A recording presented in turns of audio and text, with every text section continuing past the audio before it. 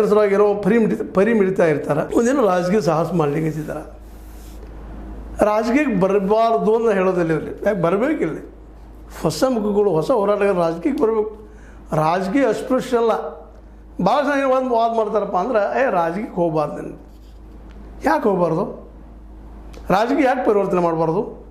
ಹೀಗಂದ ಇವತ್ತು ನಾವು ಸುಳ್ಳರಿಗೆ, ಕಳ್ಳರಿಗೆ, ದಲಿತ ವಿರೋಧಿಗಳಿಗೆ, ಮತ್ಯ ವಿರೋಧಿಗಳಿಗೆ, ಭೂಗಳ್ಳರಿಗೆ, ನಶಾಗಳ್ಳರಿಗೆ ಅಥವಾ ಸಾರಾಯಿಗಳ್ಳರಿಗೆ ನಾವು ಬಿಟ್ಟು ಕೊಡ್ತಾ ಇದ್ದೀವಿ. ಪಾಪ ಖಾಲಿ ಕೂತ್ಬಿಡ್ತಾರೆ ಕುರ್ಚಿ. ನಾವು ಇಲ್ಲಿ ಲೀಡರ್ ಅಂತೇಳಿ ದುಡ್ಡು ಇರ್ತದೆ ಖರ್ಚು ಮಾಡಲಿಕ್ಕೆ. ಮತ್ತು ನಮಗೂ 500,000 ಬೇಕಾಗಿರ್ತದೆ. ಹೌದು, ಕುಡಿಯೋದಕ್ಕೂ ತಿನ್ನೋದಕ್ಕೂ ಇಂಥವ್ರು ಭಾಳ ಇದ್ದಾರೆ. ಅವರು ಈ ನಮ್ಮ ಮತದಾರರು ಸಹಿತ ಮಾರಾಟಕ್ಕೆ ಒಳಗಾಗುವಂಥವ್ರಾಗ್ಯಾರ. ಎಲ್ಲೋ ಒಳ್ಳೆಯವರು ಭಾಳ ಕಡಿಮೆ. ಹೀಗಾಗಿ ಏನಾಗಿಬಿಟ್ಟದ ಇಡೀ ದೇಶ ತುಂಬ ಕೋಟ್ಯಾಧೀಶರು ಇವತ್ತು MP MLAಗಳು ಆ ದುಡ್ಡು ಹಾಕ್ತಾರೆ, ತೆಗಿತಾರೆ, ಉದ್ಯೋಗ ಮಾಡಿದ್ದಾರೆ, ಬಿಸ್ನೆಸ್ ದಟ್.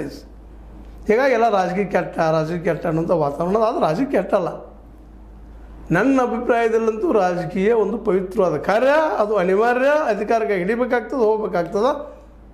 ಆ ದಿಶೆಯಲ್ಲಿ ನಾವು ಅದನ್ನು ಚಿಂತನೆ ಮಾಡಬೇಕಾಗಿದೆ. ಇವತ್ತು ಅನೇಕ ಏನಪ್ಪ ಅಂತಂದ್ರೆ ರೈತರು ರಾಜಕೀಯ ಮಾಡಬೇಕಂತ ಆಸೆ ಅದ ಅವರಲ್ಲೇ. ಆದರೆ ಭಯ. ಯಾಕಂದ್ರೆ ಅಷ್ಟು ದುಡ್ಡು ಇಲ್ಲಲ್ಲಪ್ಪ ನಮ್ಮ ರಾಜಕೀಯ ಮಾಡೋದ್ಕೊಂಡು ಅಂತದ್ದು. ಬರೀ ದುಡ್ಡು ಒಂದರಿಂದ ರಾಜಕೀಯ ಆಗ್ತದೆ ಅಂತಲ್ಲ, ಭಾಳ ಜನರ ಭ್ರಮೆ ಅದ.